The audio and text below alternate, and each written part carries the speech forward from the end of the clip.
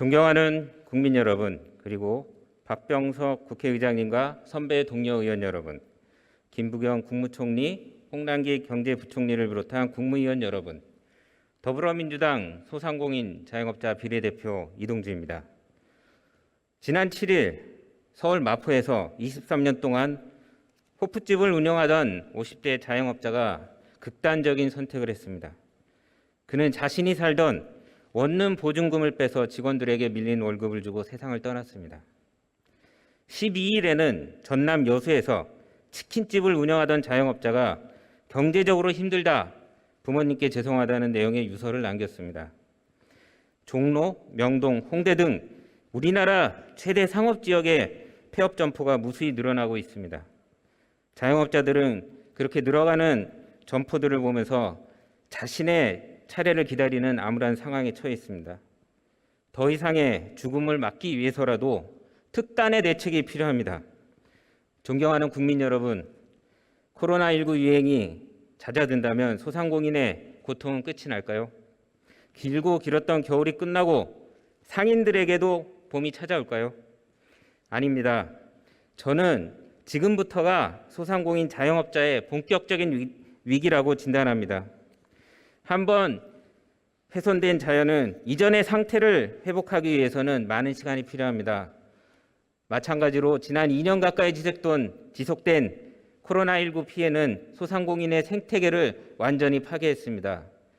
그 피해는 방역 지침이 완화된다고 해서 당장 회복되지 않습니다. 안정적인 매출 회복을 위한 중장기적인 대책이 지금 필요합니다. 저는 지역사랑 상품권이 그 대책이라고 생각합니다. 지난 2년 동안 지역사랑 상품권은 골목 상권의 산소 호흡기였습니다. 코로나19를 극복하고 경기가 회복된다면 지역사랑 상품권은 소상공인들을 다시 일으켜 세우는 영양제가 될 것입니다. 권칠승 중기부 장관님 나와 주십시오.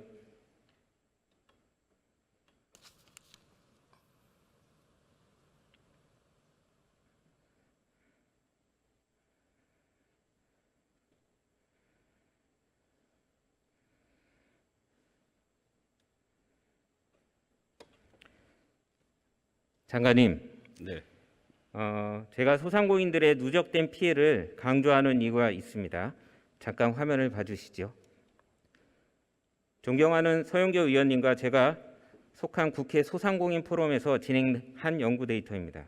전국 60만 개의 소상공인 사업장의 2019년과 2020년 동기간의 카드 매출을 비교했습니다. 보시는 것처럼 2020년에 2019년 동기간 매출 수준을 달성한 기간은 전국민 재난지원금이 지급됐던 5월에 단 3주간 뿐입니다.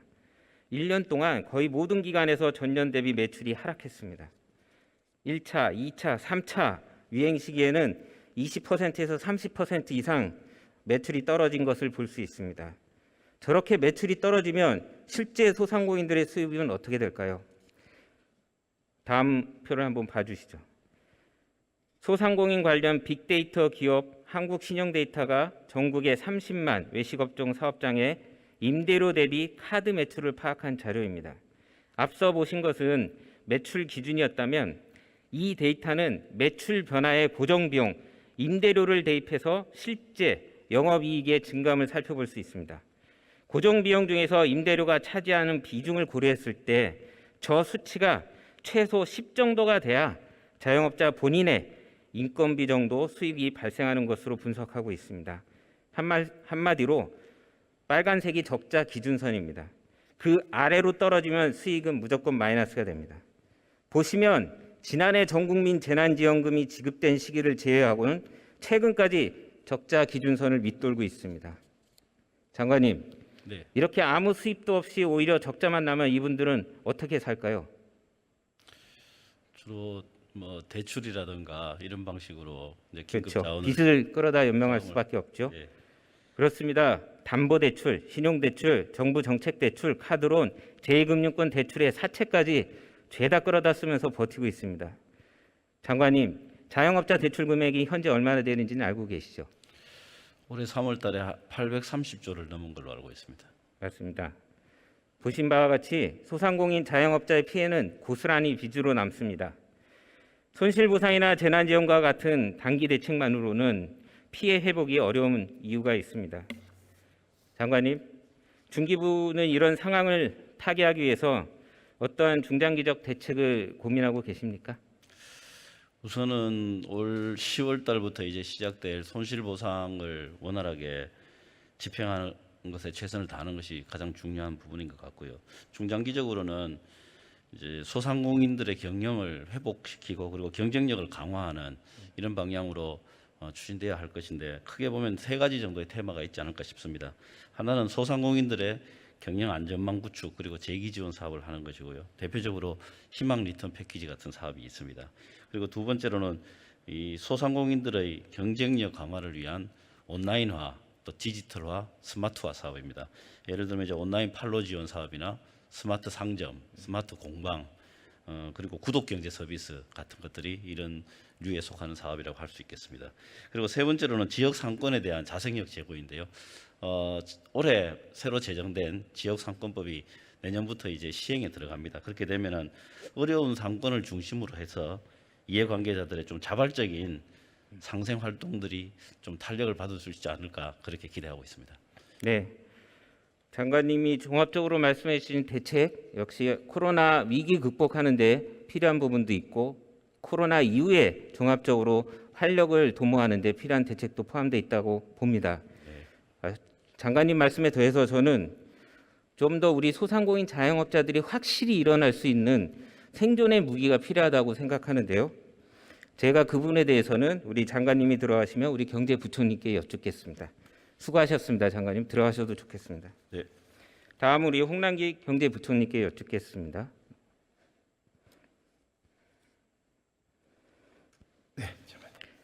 네, 제가 마지막인데 장시간 고생 많으셨습니다. 네. 자, 우리 부총리님, 네네. 지난해 기억을 되돌아보시면 제가 대정부 질문 때 부총리께서 코로나19 경제 위기를 돌파하기 위해서 지역사랑 상품권이 가장 필요하다고 판단했다고 말씀하셨는데 기억나시나요? 예, 그렇습니다. 이후에 국회 예산심사에서 예산이 대폭 증액됐어요. 또 올해 추경을 통해서 지원 예산이 더 증액됐습니다. 그렇게 늘어난 지역사랑 상품권은 소상공인에게 든든한 버팀목이 되고 있습니다. 예산 확보에 우리 협조해 주신 부총리님께 다시 한번 감사드리고요. 그런데 말이죠, 총리님, 부총리님. 네네. 그런데 왜 내년도 2022년도 지원 예산은 대폭 삭감됐는지 제가 잘 이해가 안 갑니다. 네, 의원님 잠깐만요. 제가 요거 한번 네네. 말씀드릴게요. 올해 지역사랑 상품권이 코로나19 상황을 고려해서 당초 계획보다 5조 원 더 많은 원래 15조 원으로 국회에서 얘기됐었는데 추가 증액돼서 20조 원 가량 발행된 건 알고 계시죠? 네네. 그런데 왜 예산 삭감이 됐습니까? 예, 의원님 지역사랑 상품권은 의원님 잘 아신 것처럼 이제 온누리 상품권은 저 정부가 중기벤처부에서 발행하는 것이고 지역사랑 상품권은 이제 각 지자체가 이제까지 발행해 온 지역 사무입니다. 그러나 이 코로나 때문에 어려운 걸 감안해서 정부가 이 지역사랑 상품권 발행에 대해서 사실 10% 할인할 때 한 6에서 8% 정도의 그 할인을 정부가 지원해 주는 것이었고요. 사실 정부 지원 없이 지자체가 얼마든지 지역사랑 상품권은 발행할 수 있습니다. 그러나 아까 말씀드렸던 것처럼 코로나 위기 때문에 소상공인 자영업자가 너무 어려워서 의원님 지금 말씀하신 대로 20년도에는 저희가 한 9조 정도를 발행을 했고요. 금년도에는 의원님 국회에서 또 말씀을 주셔가지고 한 20조 정도 발행을 했습니다. 내년 예산에 저희가 6조 정도를 발행을 하는 걸로 예산을 반영을 했는데요.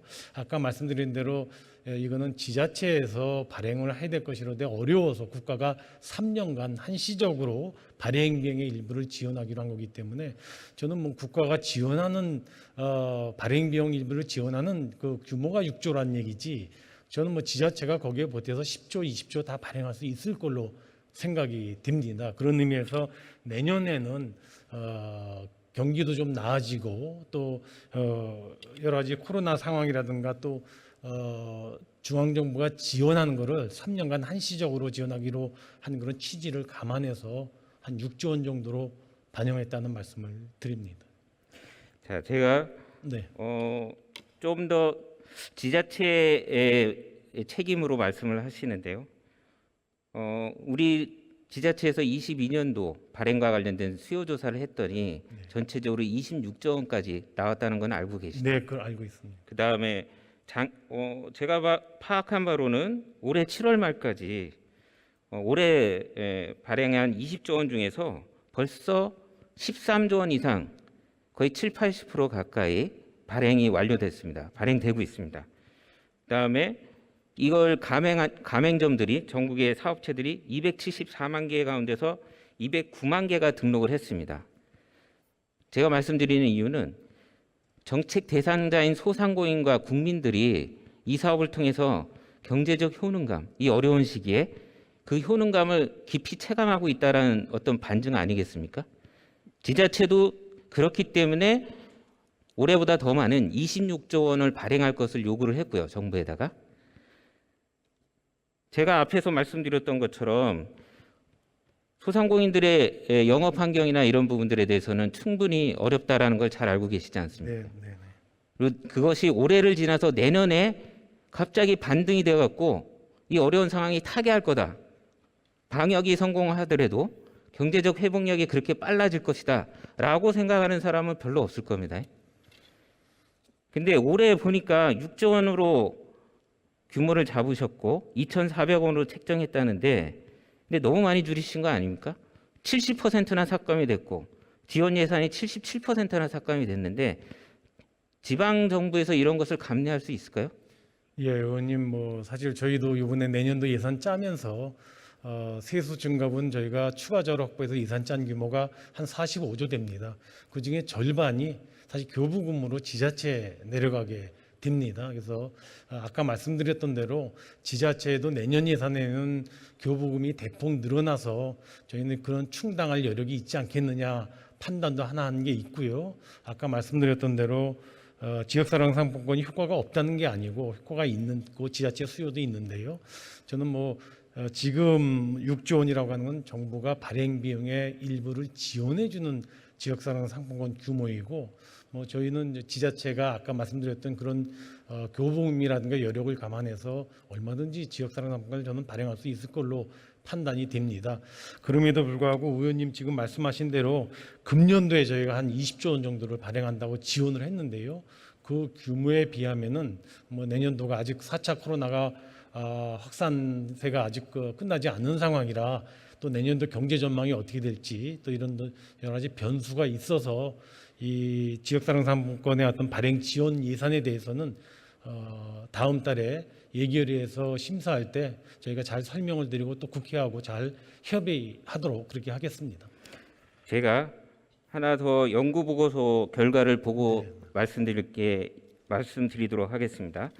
지난해 12월 한국지방행정연구원에서 작성한 지역사랑 상품권 경제적 효과 분석 연구 보고서입니다. 이거 혹시 보신 적 있을까요? 예, 봤습니다. 네, 표를 한번 띄워주시죠. 네, 이 보고서에 따르면 지역사랑 상품권 도입 이후에 역내 소비 비율은 도입 이전 40%에서 50%로 10%포인트 가까이 상승했고요. 소비자들의 평균 역내 소비액도 도입 전 109만 7천 원에서 139만 6천 원으로 약 30만 원 증가했습니다. 지역사랑 상품권이 역외 소비 유출을 막아서 지역 경제 활성화에 도움이 되고 있다는 것입니다. 또한 상품권 도입 이후에 전체 소상공인 자영업자 매출은 2.1% 증가하고 금액으로 환산하면 업체당 55만 원 가량입니다. 여기에 지역사랑 상품권 가맹점의 매출 증가율은 3.4%로 업체당 평균 87만 5천 원으로 더 높게 나타났습니다. 지역사랑 상품권이 소상공인 매출 증대에 큰 효과를 보인 것입니다. 이를 토대로 지역사랑 상품권 발행의 경제적 효과를 추정해 봤는데요. 지역사랑 상품권 발행으로 인한 경제적 편익은 2조 266억 원으로 추산됐고 여기에 발행 비용은 1,003억 원, 국비와 지방비가 8% 지원을 한다고 했을 때 투입되는 보조금은 9,122억 원, 즉 1조 125억 원의 비용을 차감한 1조 140억 원의 순증 효과가 발생하는 것으로 추산됩니다. 제가 1조 140원의 순증 효과가 발생을 한다라는 이 대목이 같이 좀 생각해 봐야 될 것 같은데요. 작년에 1조 200억인가요? 2천억인가요? 그럼 사실 그 계산하면 손해나는 장사 아니지 않습니까? 근데 이거를 기재부가 이렇게 인색하게 나올 이유가 있습니까? 예, 이렇게 해서 지방 정부에서 행정을 도와줘 갖고 지방 행정에 그 교부금이 나간다고 해도 그게 몽땅 이 지역화폐 발행 비용으로 투입될 수 있는 건 아니지 않습니까? 그러니까 정확하게 지방 정부들이 수요 조사를 통해서 요구하는 부분에 대해서 기재부가 책임지고 그것이 우리 전체 지역 경제가 활성화되고 소상공인이 활성화되는 게 우리 기재부도 좋은 일이고 대한민국 경제 좋은 일 아닙니까? 예. 예. 예, 의원님 지금 말씀 주셨던 작년 말에 나왔던 지방행정연구원 보고서하고요. 같은 시기에 또 조세연구원 보고서도 있었습니다. 지방행정연구원에서는 의원님 지금 설명 주신 것처럼 지역사랑 상품권의 효과가 굉장히 컸다라는 분석이었고요.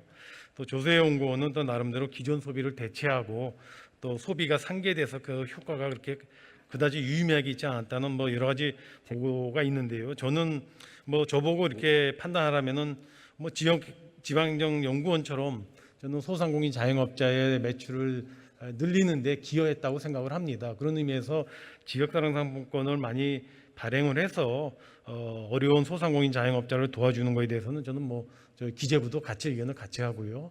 다만 아까 말씀드린 대로 저희 재정 예산을 짜면서 여러 가지 국가가 지원해야 될 대상이 있고 우선순위가 있고 하다 보니까 여기에 대해서는 3년간 지원하기로 했고 또 이건 뭐 정부가 발행비용의 일부를 지원하는 것뿐이지 지자체가 스스로 부담하면 얼마든지 더 지역사랑 상품권을 발행할 수 있어서 아까 말씀드린 대로 저희가 규모를 6조 원 정도로 국회에다 지출했다는 말씀을 드립니다. 그러나 아까 말씀드린 대로 내년도 경제 소비 투자라든가 소비의 진전이 어떻게 될지 4차 확산세가 언제 마무리가 될지 또 이런 여러 가지 변수들이 있어서 다음 달 10월 달하고 11월 달에 예산안을 국회에서 심의할 때 이게 대해서 심의할 때요 저희가 정부 입장도 설명드리고 의원님 지적도 같이 감안해서 이 적정 규모라든가 지원에 대해서는 같이 머리를 맞대고 협의하도록 그렇게 하겠습니다. 지역 경제와 소상공인 자영업자들의 위기에 대해서는 공감하시는 부분은 같은 것 같은데 방법적인 이 부분에 있어서는 굉장히 책임을 회피하시는 옹색한 답변이신 것 같아요. 제가 그 조세현 보고자료 말씀을 하시길래 이 한 말씀만 드리면 저희가 작년 국감에서도 지적을 했지만 조세현의 자료는 지역사랑 상품권이 충분히 발행되기 이전에 아주 미비했던 2018년도까지 데이터를 갖고 활용을 했습니다.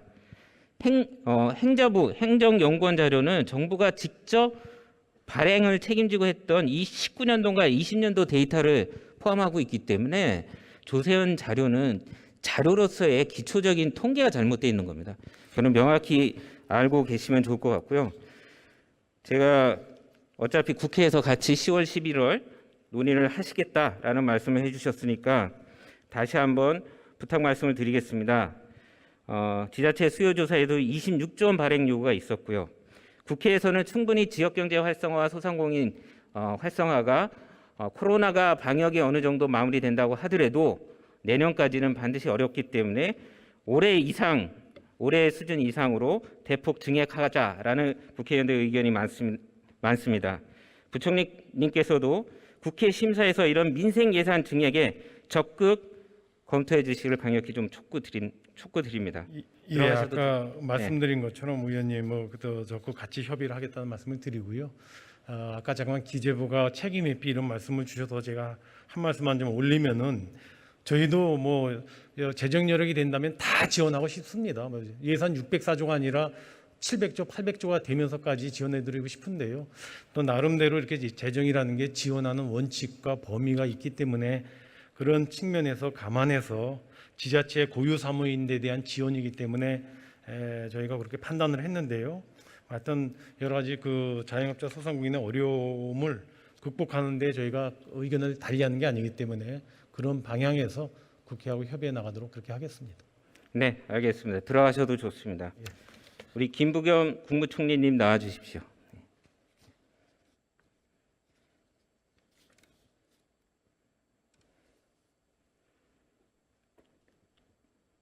네, 총리님 장시간 수고 많으셨습니다. 네, 감사합니다. 예, 제가 마지막인데요.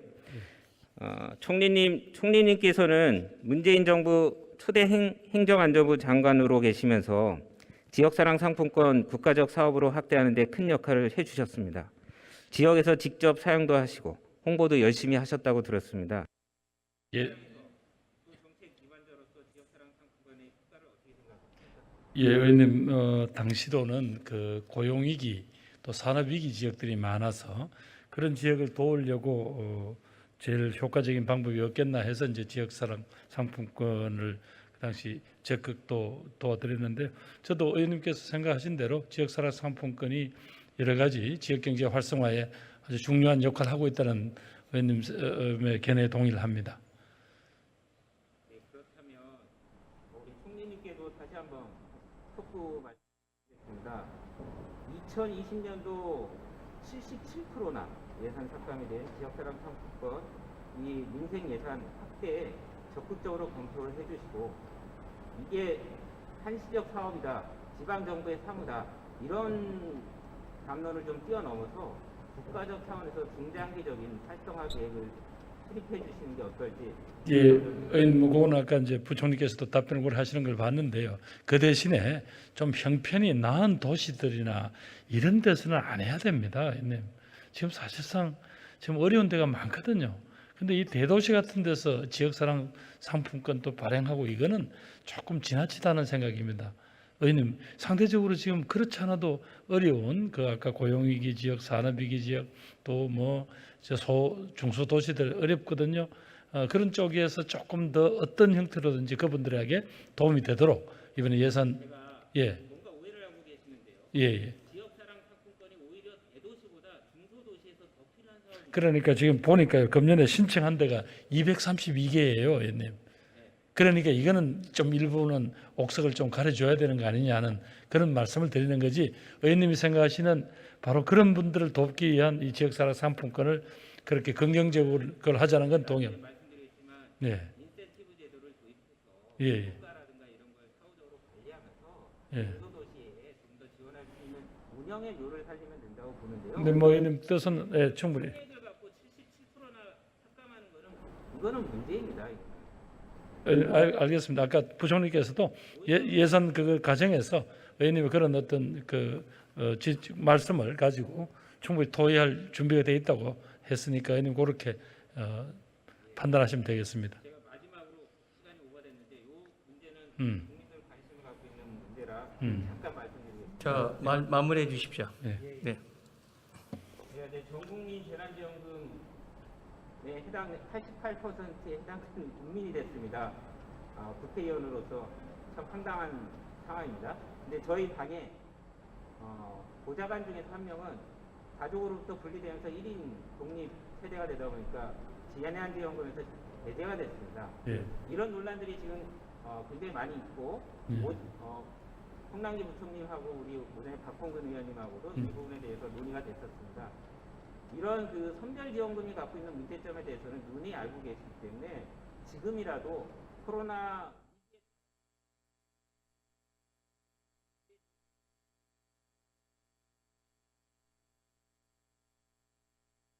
의원님, 오랜 논란 끝에 국회에서 결정을 하신 것 아닙니까? 그러면 아까 의원님 말씀하셨던 대로 집행 과정에서 약간의 어떤 그런 문제점이 있는 부분들은 이번에 고쳐 나가겠습니다만, 의원님, 이제 이 논쟁은 여기서 이제 정리를 하는 게 옳은 것 같습니다. 아까 말씀하신 대로 한 가구 자체가 그 기준에 미달하다 보니까 그 가구원 순위 3인 4인이 한꺼번에 다 빠지니까 결국은 인구수 기준을 하니까 83.7%밖에 되지 않더라는 의원님의 지적도 있었습니다만은 저희들이 그 기준 자체가 흔들려서는 안 되지 않겠습니까, 의원님?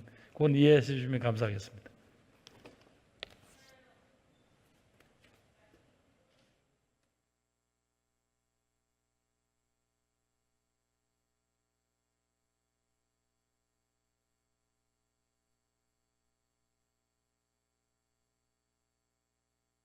넘겨서 죄송합니다.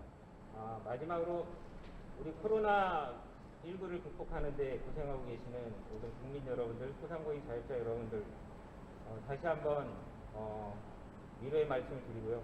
코로나19를 함께 극복해가는 길에 국민 모두가 동질감, 소속감, 자부심을 가질 수 있도록 전국민 재난지원금과 지역사랑 상품권에 대해서 전향적인 검토와 정책 결정을 다시 한번 축구드립니다. 고맙습니다.